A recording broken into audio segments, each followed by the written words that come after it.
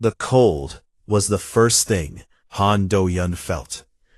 It was not the kind of cold that comes from winter wind or frozen water. It was deeper than that.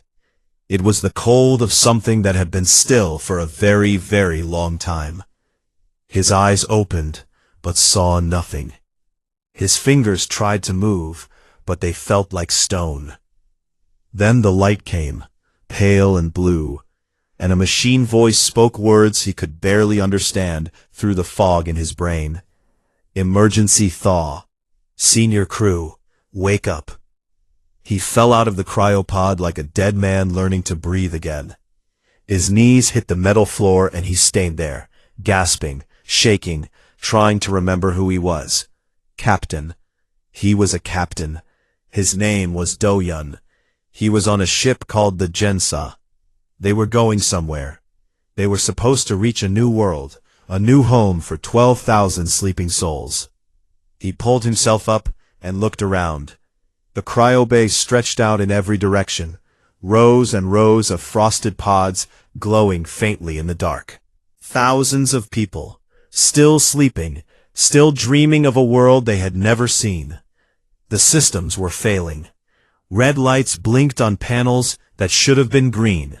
He stumbled forward and found the pod marked Yoon Soha. He hit the manual release. Steam hissed out, and she fell into his arms, coughing and shivering. Then he found Baek Ji-hwan. The big man came out of his pod, already angry, fists clenched, eyes scanning for a threat that was not there yet. It took 3 hours for them to get the bridge working. Soha was the first to sit at the main console, her fingers still trembling as she brought the sensors online. Do-hyun stood behind her, arms crossed, waiting. Ji-hwan stood by the door like a wall made of muscle and bad memories. The data came in slowly. Their navigation system had failed centuries ago. They had drifted far off course. The Kepler system, their target, was nowhere close. Instead, they were floating in the outer rim of a galaxy they did not recognize. But it was not empty. Signals filled every frequency. Thousands of them. Military channels, encrypted bursts, automated warnings. And beneath all of that, like whispers under a storm, distress calls. Hundreds of distress calls, in languages no human had ever heard. Soha looked up at Do-hyun with wide eyes. He shook his head slowly. No transmissions out. Complete silence. Whatever was happening in this galaxy, they were not going to announce themselves until they understood it. They woke Na-unji next, because they needed her hands and her brain. The engineer came out of cryo, already asking questions. Then Choi Min-jae, the diplomat, who was quiet and calm and studied everything with careful eyes. Then Shin Ha-yoon, the medic, who checked everyone's vitals before she even checked her own. For 2 days, they listened. Soha worked without sleep, breaking apart the alien signals, matching patterns, building a rough translation. What she found made the bridge go silent. The galaxy was ruled by a species called the Vorin. They had conquered it over 3,000 years, crushing every civilization they found. Hundreds of species had been enslaved. Entire worlds had been stripped of life and resources. Those who resisted were not just defeated, they were erased. Their history, their culture, their very names were wiped from existence, as if they had never been. The Vorin did not just want obedience, they wanted to be the only story the galaxy remembered. Hae-yoon sat down slowly when Soha finished explaining. She stared at the floor for a long time. Then she looked up and said, "These things have been doing this for 3,000 years, and nobody stopped them." Nobody answered her. There was no good answer to give. Then the alarm sounded. A Vorin patrol scout had detected the Gensa's heat signature and was approaching fast. He grabbed the old ballistic rifles from the emergency armory, weapons that had been stored for colony defense. Simple guns, metal bullets, nothing fancy. He gathered 6 security officers and met the Vorin boarding party at the airlock. 6 Voran soldiers came through the door. They were tall, armored, a mix of reptile and insect that made the stomach turn. They carried energy weapons and wore glowing shields around their bodies. They expected a dead ship. They expected nothing. Jihuan opened fire. The bullets went through their shields like the shields were not even there. The Voran shields were designed to stop energy blasts, plasma, particle beams. Nobody in this galaxy had thrown a piece of metal at high speed in over 1,000 years. The 6 Voran soldiers dropped in 11 seconds. They never even fired back. Jihuan stood over the bodies, breathing hard, rifle smoking. He looked back at his team. That was too easy, he said. And he was not smiling when he said it. Unji cracked the data core from the Voran scout ship within hours. She pulled out maps, fleet positions, communication logs, and the full history of the Voran Dominion. They gathered on the bridge and watched it play out on the main screen. World after world conquered, species after species broken. Slave camps, breeding factories, entire populations worked to death in mines and foundries. Children taken from parents to be raised as servants. Elders killed because they remembered the old ways and might teach them to the young. Do-hyun watched all of it without expression. But his hands gripped the railing so hard his knuckles turned white. He called a meeting of all senior crew. 47 people gathered in the mess hall, still shaking off cryo sickness. Still trying to understand where and when they were. Do-hyun told them everything. Then he asked for their thoughts. Some said they should hide, find a quiet planet on the edge of nowhere, and survive. Some said they should try to leave this galaxy entirely. The arguments went back and forth, voices rising, fear and anger mixing together. Jihuan sat in the corner and said nothing for a long time. Everyone noticed. The room eventually fell quiet and looked at him. He stood up slowly, his massive frame casting a shadow across the table. We have been asleep for 2,000 years, he said. His voice was low and steady. The galaxy has been screaming the whole time. I am done sleeping. Do-hyun looked around the room. He saw fear. He saw doubt. But he also saw something else. Something burning behind the eyes of people who had just learned that the universe was full of suffering, and they were the only ones awake enough to care. He gave the order. Wake everyone, all 12,000. Begin stage thawing immediately. Unji, start pulling apart every piece of Voran technology we have. Soha, I need you to learn every language you can. Minjae, study their politics, their weaknesses, their fractures. Haeyun, get the medical bays ready, because people are going to get hurt. The Gensa went dark. It slipped deeper into the outer rim, hiding in the shadow of a dead star. Not running, preparing. 12,000 humans were waking up, and for the first time in 3,000 years, something in the galaxy had changed. The predators did not know it yet, but their prey had arrived. 3 months had passed since the awakening, and the dead moon had become a home. Unji had found it on a scan, a hollow shell of rock, drifting around a forgotten gas giant, and Do-hyun had ordered the Gensa inside it like a sword sliding into a sheath. The ship sat hidden in the dark hollow, invisible to any scanner, and inside it 12,000 humans were learning how to become something the galaxy had not seen in a very long time. A threat. Unji barely slept anymore. Her workshop was a mess of alien parts and human tools, wires hanging from the ceiling, sparks flying at all hours. She had pulled apart every piece of Voran technology from the captured scout and rebuilt it with human thinking. The result was terrifying. She merged human ballistic weapons with Voran energy cores and created railguns that fired plasma-tipped metal slugs at speeds that could punch through anything. She built shotguns loaded with magnetically accelerated shrapnel, that spread on impact like a swarm of angry wasps.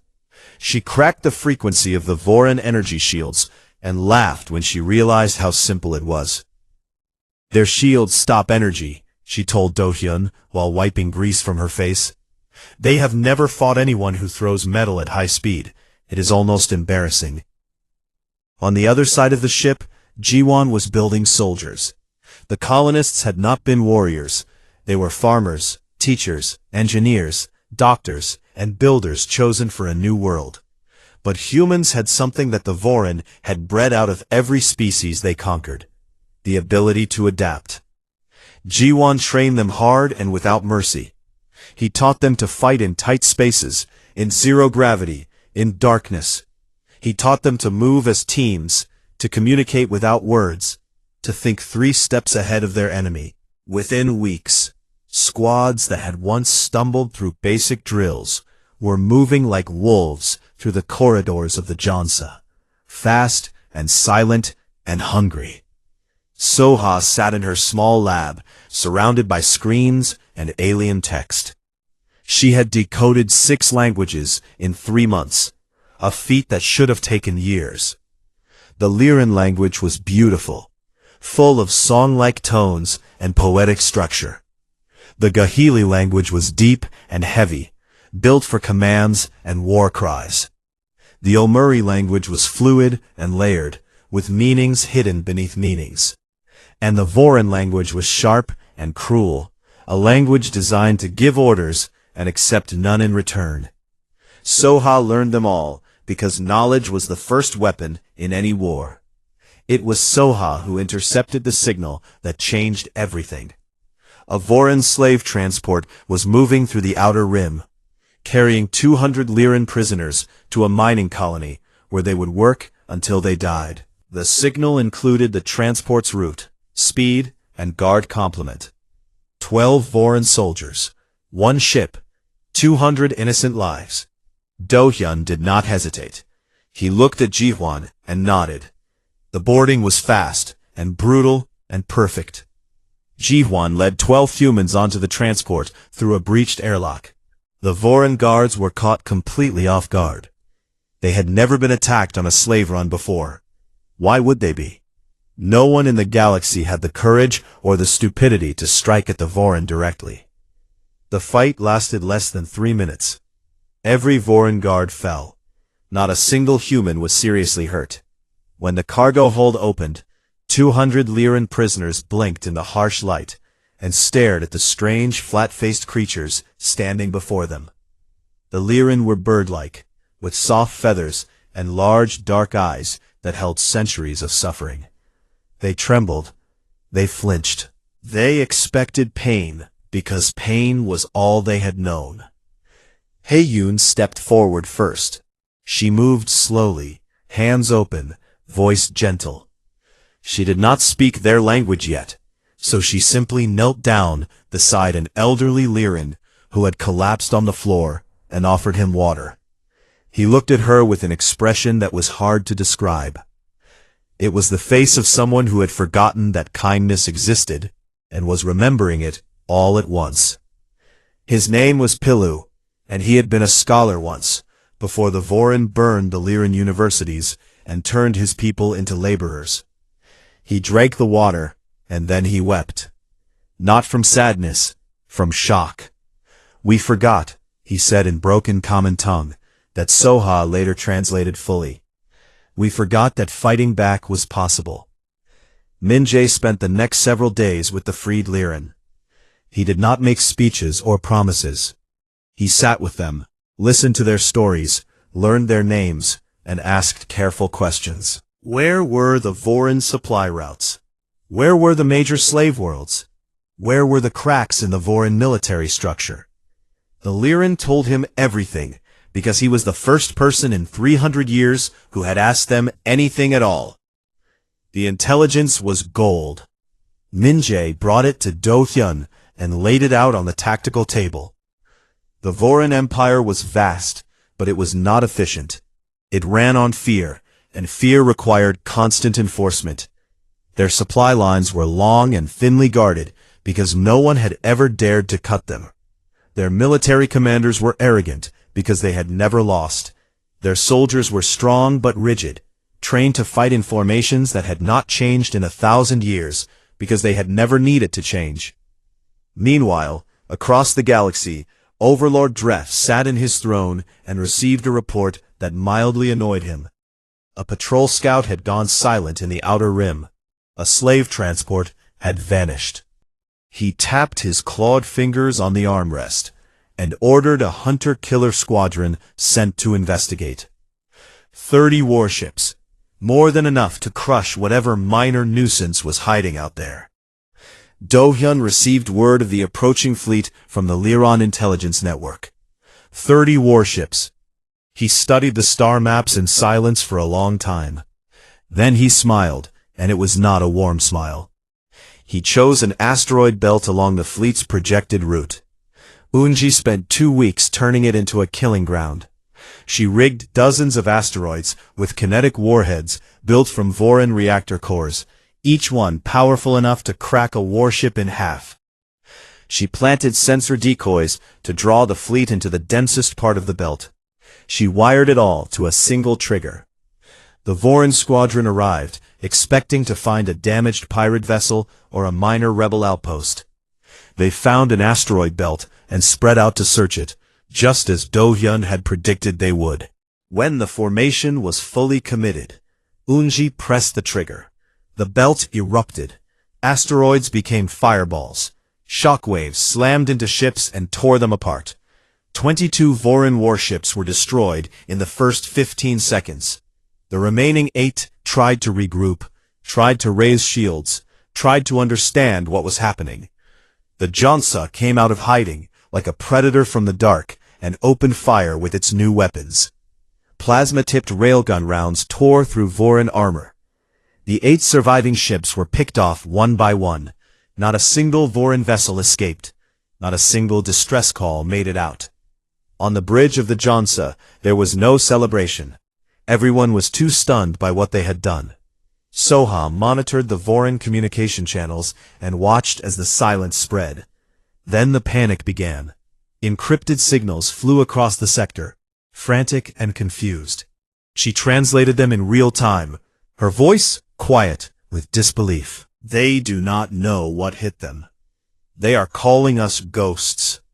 Do-hyun stood at the viewport, watching the debris field drift in the starlight. Pieces of Voron warships tumbled slowly through the dark, burning and broken. Behind him, Min-jae approached and spoke carefully.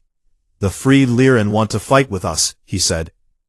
"And I have received a message from the Gahili slaves on the nearest mining world. They have heard what happened. They are asking if it is true. They are asking if someone really destroyed a Voron squadron. They want to join us." Do-hyun was quiet for a long time. He looked tired. He looked like a man carrying a weight that grew heavier every day. But his eyes were steady, and his voice did not waver when he spoke. "Then we give them something to hope for." 6 months after the awakening, the rebellion had a name and a heartbeat. What had started as 1 ship and 12,000 confused humans was now a growing force that spread across the Outer Rim like fire through dry grass. Freed slaves joined every week. Secret messages moved through hidden channels, and in the dark places of the galaxy, where the Voron could not hear, people whispered a word they had not dared to speak in centuries. Hope. But hope alone could not free the Gahili. The Gahili homeworld was a planet of red stone and deep valleys, a world that had once been home to the greatest warriors the galaxy had ever known. They were massive beings, 8 feet tall with skin like granite and eyes like molten gold. Before the Voron came, they had been proud and fierce and free. But the Voron had broken them in the cruelest way possible. Neural suppression collars, locked around every Gahili neck, that sent waves of pain into the brain at the first sign of aggressive thought. For decades, the Gahili had lived as slaves, their warrior spirits crushed into silence, their bodies used as living siege engines in Voron wars. They carried loads that machines could not, They broke walls with their bare hands because the Vorin found it cheaper than building rams. They had forgotten what it felt like to choose. Jiwan studied the intelligence reports for 3 days without speaking. He memorized the garrison layout, the patrol schedules, the collar control frequencies. Then he went to Unji and asked her one question. "Can you shut off the collars remotely?" She looked at him for a long moment, then turned back to her workbench and said, "Give me a week." She did it in 5 days. A signal disruptor small enough to fit in a shuttle, powerful enough to knock out every neural collar within a 100-kilometer radius. She handed it to Jiwan with a tired smile, and said, "Try not to break it." The assault on Gahili Prime was the largest operation the Free Accord had ever attempted. Jiwan led 200 human soldiers and 50 Lyran scouts to the surface in stolen Vorin transports. They landed at night, in the deep valleys where the Vorin sensors were weakest.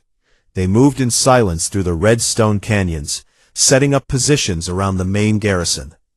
And then, Unji activated the disruptor. The effect was instant. Across the entire region, the collars went dead. 10,000 Gahili felt the pain vanish from their minds for the first time in decades. There was a moment of absolute stillness, a breath between one age and the next. And then the Gahili rose. The sound they made was not a battle cry. It was deeper than that. It was the sound of a species remembering what it was. The Vorin garrison had 3,000 soldiers, and heavy weapons, and fortified walls. It did not matter. 10,000 Gahili, freed from their chains and burning with rage that had been stored for generations, crashed against those walls like an ocean against sand. The humans fought alongside them, filling the gaps, covering the flanks, doing what humans did best, adapting to chaos, and turning it into victory. The garrison fell in 6 hours. It was the first world freed from the Vorin in over 800 years. When it was over, Jihan stood in the ruins of the garrison command center and watched a Gahili elder kneel on the red stone and press his forehead to the ground. The elder was weeping. He was touching his own soil as a free being for the first time in his life. Jihan said nothing. He simply stood guard, while the old warrior remembered how to feel the earth beneath him. 3 days later, Minjay did the impossible. He gathered representatives from 4 species in the cargo bay of the Jensa. Humans, Lyran, Gahili, and Iomuri, an aquatic species who had been running a fragile underground resistance for years, but were too few and too afraid to act alone. The Iomuri had stealth technology that was the best in the galaxy. The Lyran had intelligence networks woven into every slave world. The Gahili had raw power and a fury that burned like a furnace. And the humans had something none of the others fully understood yet, the ability to look at an impossible situation and see a path through it. Minjay stood before them all, calm and careful with every word. He did not promise victory. He did not promise safety. He simply said that they were stronger together than apart, and that the Vorin had ruled for so long because they had kept the galaxy divided. The alliance was signed on a metal table in a cramped cargo bay. It was not grand or beautiful. Minjay called it the Free Accord. The Vorin response came faster and harder than anyone expected. Overlord Dreth was no longer treating this as a minor problem. He was angry in a way that made his own commanders afraid to be in the same room as him. He dispatched his personal armada, 500 warships, under the command of Warlord Sevik, the most feared military commander in the Dominion. Sevik was known for one thing above all else: cruelty, and he proved it immediately. His fleet burned 3 Outer Rim colonies on the way to the front. Millions of innocent beings, species that had not even joined the rebellion, were killed as a message: surrender or be extinguished. The news hit the Free Accord like a hammer. On the Jensa, Heiyun worked for 4 days without sleep, treating survivors who had been pulled from the burning colonies. She stitched wounds, held dying hands, and sang soft songs to children who had lost everything. She saved that for the moments alone in the supply closet, where nobody could hear. She found Do-yun sitting in the dark of his quarters, staring at a screen full of casualty numbers. His face was gray. His hands were shaking. He did not look up when she came in. "Did I start this?" he whispered. "Did I bring this on them?" Hae-yun sat down beside him. She was quiet for a moment. Then she spoke in the same steady voice she used when telling a patient that the surgery was going to be hard, but they were going to get through it. "They were already dying, Captain," she said. "Slowly, in chains. You just gave them a reason to die standing up. That matters." He looked at her. She did not look away. In the weeks that followed, something unexpected happened. Soha had been sharing human music and stories with the freed species. Simple things at first. Folk songs, children's tales, old poems from Earth. She did it to build trust, to show the aliens that humans were more than just soldiers. But the effect was far bigger than she had imagined. The Lyran, whose entire culture had been erased by the Vorin, began to create again. A Lyran poet wrote the first free verse in 300 years, inspired by a human lullaby that Soha had hummed during a late-night translation session. The poem spread across the Lyran communities like wildfire. On Gahili Prime, warriors began painting their faces again, not with the slave marks the Vorin had branded them with, but with the old symbols of their clans, symbols that had been forbidden for generations. An Omori artist created a sculpture from the wreckage of a Vorin warship and placed it in the center of a freed colony. It depicted a hand reaching upward, open and unbound. The rebellion was not just military, it was spiritual. The Vorin had conquered bodies, but they had also conquered minds and hearts and memories. What the humans had started, without even meaning to, was a cultural awakening. They had reminded the galaxy that identity was not something that could be taken. It could be buried, yes. It could be hidden and suppressed and punished, but it could not be killed. And when it came back with fire. Sevik's armada was closing in. The Free Accord had fewer than 80 warships. The math was simple and terrible. They were outnumbered more than 6 to 1. Every tactical simulation Soha ran ended in defeat. Do-hyun addressed the combined fleet on open channels. Every species listened. He did not give a long speech. He did not shout or wave his fist or make promises about glory. He stood on the bridge of the Jensa, a tired man with steady eyes, and spoke plainly. They ruled because no one remembered how to say no. We remember. Tomorrow, we say it loud. The channels were silent for a moment. Then, one by one, every ship in the fleet responded. Lyran voices, Gahili voices, Omori voices, human voices, all of them saying the same thing in their own way. The burning veil was a nebula so vast that light took years to cross it. It glowed in shades of red and gold, clouds of ancient gas swirling around the bones of dead stars. It was beautiful in the way that a storm over the ocean is beautiful, wild and enormous and completely uncaring about the small things that pass through it. It was also the only route from the outer rim to the Vorin core worlds. If Sevik's 500 warships passed through it, the rebellion was over. Every freed world, every new alliance, every fragile spark of hope would be crushed beneath the weight of the largest Vorin armada assembled in a century. Do-hyun knew they could not win a straight fight. 80 ships against 500 was not a battle. It was a funeral. So he did not plan a straight fight. He planned something the Vorin had never seen before, because no species in this galaxy had ever thought this way. He split the fleet into 5 wolf packs. Each pack had a mix of species. Lyran scout ships for speed and sensors. Gahili heavy cruisers for raw hitting power. Omori stealth corvettes for surprise. And human ships at the core of each pack, coordinating, adapting, leading. Jiwan took command of the first wolf pack, the vanguard, the point of the spear, the most dangerous position. He asked for it, and Do-hyun gave it to him without argument, because they both knew there was no one else. He expected the rebel fleet to form a defensive line and wait to be destroyed, because that was how every species he had ever crushed had fought. They formed lines. They stood still. They waited to die. It was the only kind of war the Vorin knew. Instead, Sevik flew into a nightmare. His sensors lit up with contacts, hundreds of them, scattered throughout the nebula in patterns that made no sense. He ordered his fleet to pursue what appeared to be the largest concentration of enemy ships. They found nothing. Ghosts.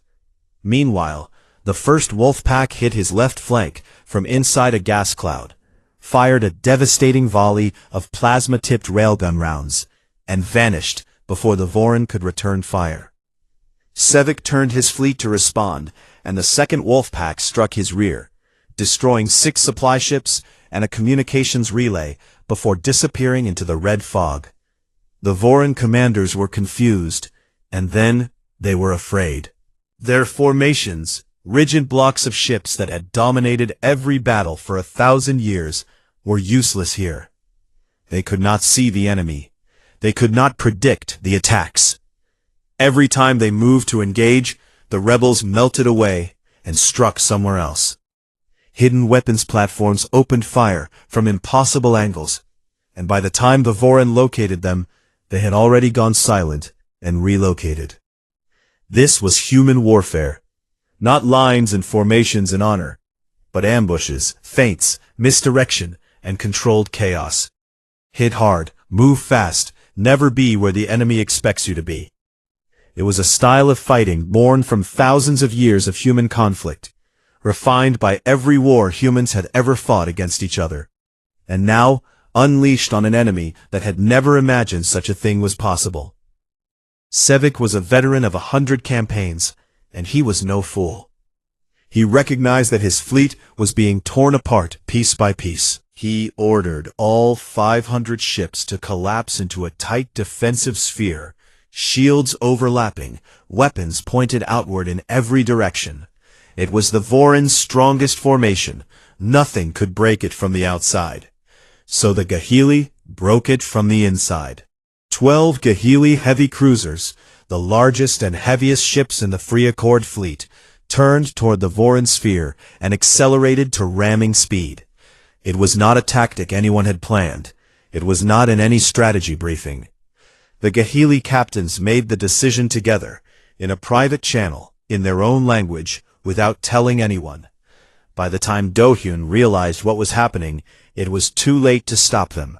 The Gahili ships hit the Vorin sphere like fists through glass. They crashed directly into the formation at full speed, their massive hulls tearing through Vorin warships on impact, breaking the sphere apart from within. Explosions erupted across the formation. Ships collided. Shields collapsed. Command structures shattered. Dozens of Gahili died in the first seconds. But a Gahili war captain named Torek broadcast on open channels as his ship plowed through a Vorin dreadnought 3 times its size. His voice was thunder. "We are not your tools anymore." The cry was taken up across the battlefield. Every species heard it. Every species answered it. The Vorin sphere was broken, and the wolf packs poured in. Jiwan saw his opening. Sevik's flagship, a massive dreadnought called the Iron Verdict, was exposed. Its shields were flickering from the Gahili impact. Jiwan brought his wolf pack alongside, and led a boarding party through a breach in the hull.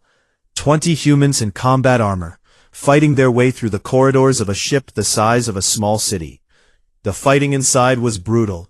Close quarters, low light, every corner a potential ambush. This was exactly the kind of combat Jiwan had trained his people for. The Vorin soldiers were big and strong, and their armor was thick, but they fought like individuals, relying on personal strength and aggression. The humans fought as a unit, covering each other, communicating with hand signals, moving through the ship like water through cracks in stone. Room by room, Corridor by corridor, they pushed toward the command deck. Jihuan reached Sevik first. The Vorin warlord was 7 feet of armored fury, his body encased in powered battle armor that made him faster and stronger than anything a human should have been able to face. He swung a weapon that crackled with energy, and the first blow sent Jihuan flying into a wall hard enough to dent the metal. Jihuan got up. Sevik hit him again. Jihuan got up again. Blood ran from a gash in his head, and his left arm hung at a wrong angle, and something inside his chest made a sound that no healthy body should make. But he got up. Sevik hesitated. Not from fear, but from confusion. Every species he had ever fought stopped getting up at some point. They broke. They surrendered. They accepted death. This creature in front of him, this small, fragile, bleeding thing, did not stop. It did not make sense. It offended something deep in the Vorin understanding of the universe. Jihuan used that hesitation. He closed the distance, too close for Sevik's long weapon to be effective, and drove a broken blade through the gap between the warlord's neck plates. Sevik made a sound like grinding stone and fell. Jihuan collapsed beside him. Heiyun's medical team found him minutes later, barely breathing, his heartbeat faint and irregular. They carried him out while the battle raged around them. With Sevik dead and the flagship captured, the Vorin fleet broke. Ships began to scatter, fleeing in every direction, abandoning formation, abandoning each other. For the first time in recorded galactic history, a Vorin armada ran from a battle it had been expected to win. The Free Accord fleet did not pursue. They were too damaged, too exhausted, too stunned by what they had just done. Ships drifted in the red glow of the nebula, hulls torn open, systems failing, crews alive only because they refused to be anything else. The Omuri had made sure the battle was broadcast on every frequency across the galaxy.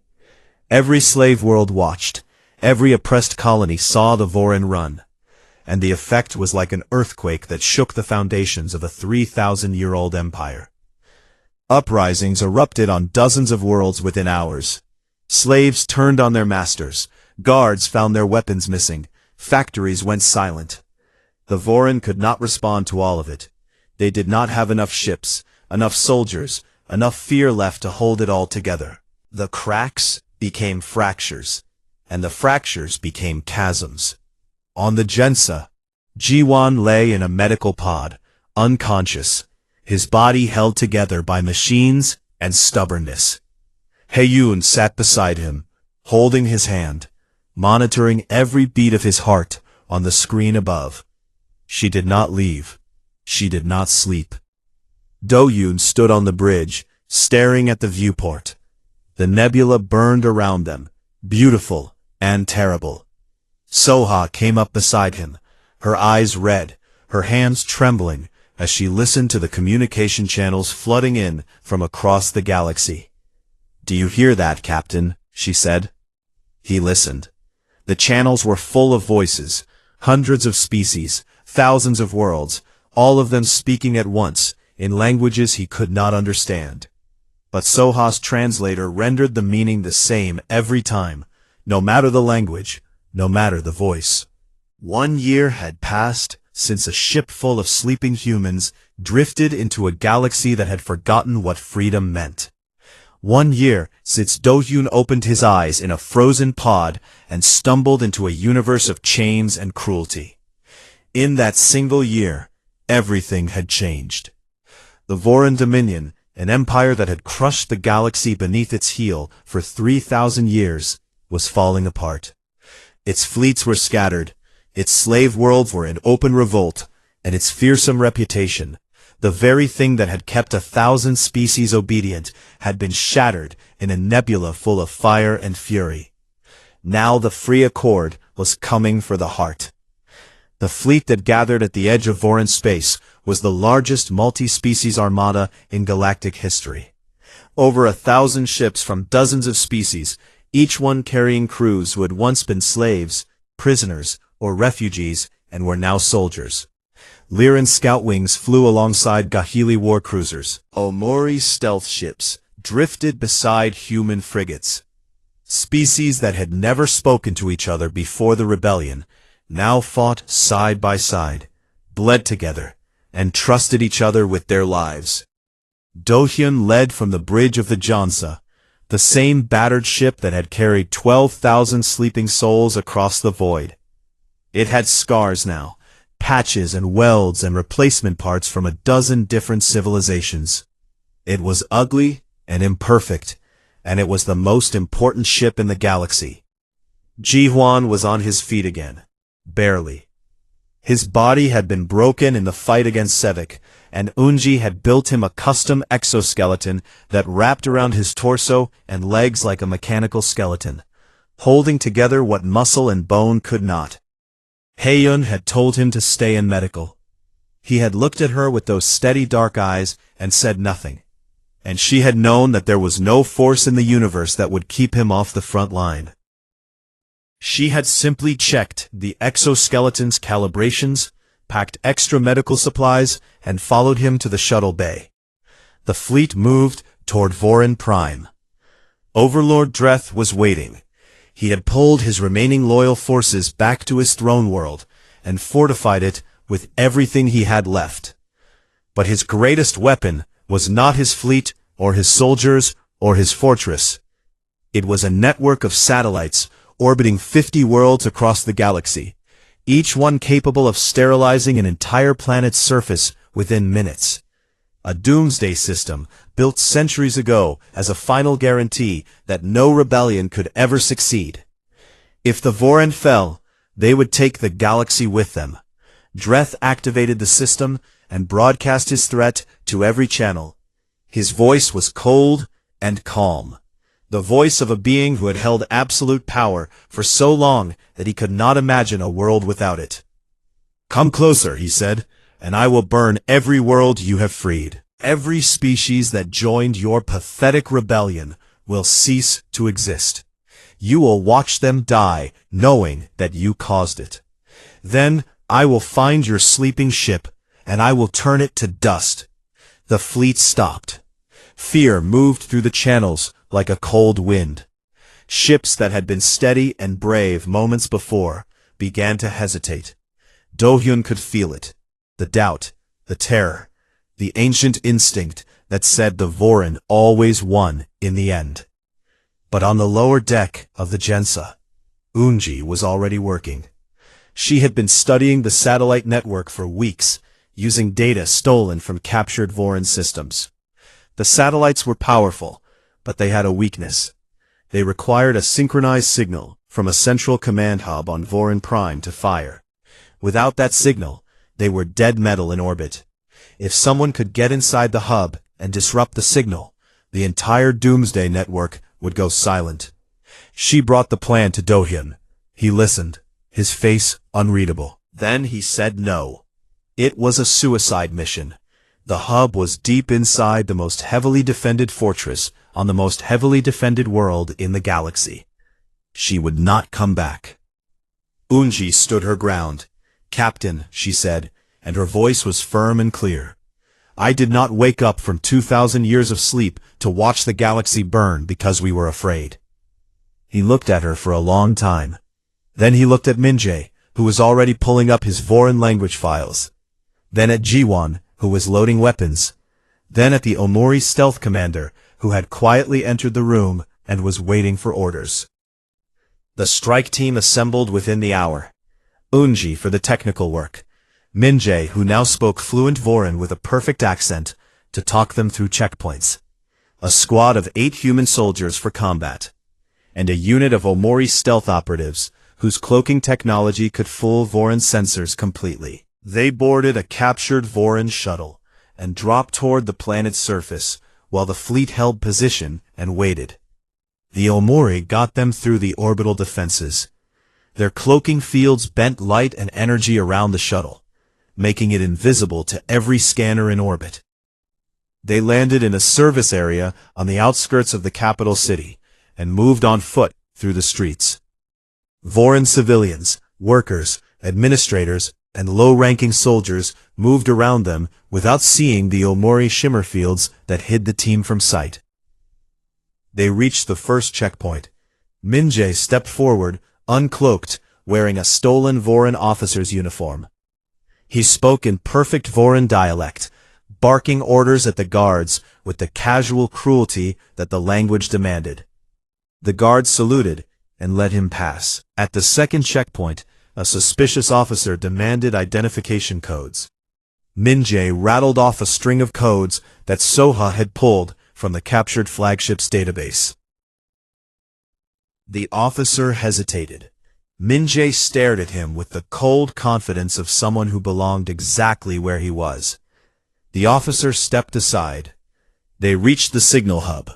It was a fortified room deep underground, filled with equipment that hummed with power. Unji went to work immediately, her hands moving across alien systems with the confidence of someone who had spent months learning their secrets. The team took positions around the room. They were discovered 7 minutes in. A maintenance crew stumbled onto them, and the alarm went up instantly. Voran soldiers poured into the corridors. The human squad and the Omori operatives held the doorway, fighting in a narrow choke point, where numbers meant nothing, and skill meant everything. Bodies fell on both sides. The noise was terrible. Unji did not look up. Her hands kept moving. Wires were cut, circuits rerouted, signals jammed. The Voran systems fought back with automated countermeasures, and she broke through each one. Minjae crouched beside her, feeding her information from a stolen datapad, translating system warnings in real time. An explosion shook the room. Dust fell from the ceiling. One of the human soldiers went down, and Minjae grabbed the soldier's weapon and took his place at the door, firing with one hand while holding the datapad with the other. Unji reached the core signal relay. She pulled it apart with her bare hands, rerouted the power feed into a loop that fed back on itself, and watched as the system collapsed. The screens went dark one by one. Across the galaxy, 50 satellites lost their connection to the command hub. The Doomsday Network went silent, dead, finished. She stood up, covered in dust and sweat, and said 2 words, "It is done." The fleet received the signal and moved. 1,000 ships surged toward Voran Prime like a river breaking through a dam. The Voran Defense Fleet, 300 ships crewed by soldiers who no longer believed in victory, met them in orbit. The battle was fierce, but it was not close. The Free Accord was fighting with the strength of a galaxy that had decided to stop being afraid. Ship after ship, the Voran defenses fell. Jiwan led the ground assault on Dreth's citadel. The exoskeleton hummed around his broken body as he moved through the corridors with his team, clearing room after room. Hayun was right behind him, treating the wounded and the dying with the same steady hands, whether they were human or alien. They found Dreth in his throne room, alone. His guards had fled or died. He sat in his great black chair, clawed hands gripping the armrests, his ancient reptilian eyes watching the door with the cold patience of a predator that had never known what it felt like to be prey.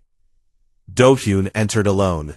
He stood before the overlord of a dying empire and said nothing for a long moment. Dreth broke the silence with contempt. "You are insects," he hissed. "You slept while we built an empire. You are nothing." Dohyun looked at him steadily. "We slept," he agreed. "And while we slept, you taught the galaxy to fear. But you forgot something." Dreth's eyes narrowed. "And what is that?" Dohyun's voice was quiet, but it filled the room. Rage. Dreth lunged from his throne. Jiwan was faster. The big man stepped forward and put the overlord on the ground with a single precise strike. Dreth struggled, snarling, and Jiwan held him down without effort, without anger, without a word. Minjae stepped forward and looked down at the tyrant. "Dead tyrants become martyrs," he said calmly. "Living ones become lessons." Dreth was taken alive. In the months that followed, the Voran Dominion was dissolved.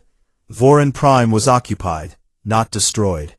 The Free Accord refused to become the thing it had fought. War crimes tribunals began, conducted by judges from every freed species. The Lyran reopened their ancient universities. The Gahili rebuilt their temples. The Omuri emerged from hiding and took their place as the galaxy's mediators and diplomats. It was messy and slow and imperfect, but it was real. Dohyun stood on the surface of a green world on the edge of known space. This was the colony they had been meant to build 2,000 years ago.